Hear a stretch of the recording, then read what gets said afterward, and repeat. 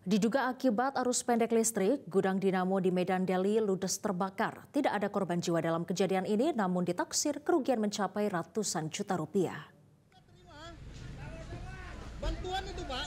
Ini api yang terus membesar berada dari dalam gudang dinamo sempat membuat panik warga yang berada di kawasan Jalan Mangnaan 2, Komplek Pergudangan Mabar Estate, Kelurahan Mabar Hilir, Kecamatan Medan Deli, Sumatera Utara.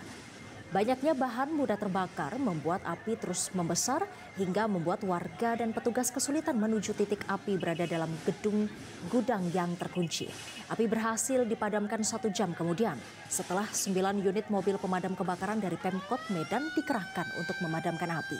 Tidak ada korban jiwa dalam kebakaran ini karena saat terjadi aktivitas pegawai tidak ada, sementara kerugian mencapai ratusan juta rupiah. Kini petugas kepolisian dari Polsek Medan Labuhan masih menyelidiki penyebab kebakaran diduga akibat arus pendek listrik.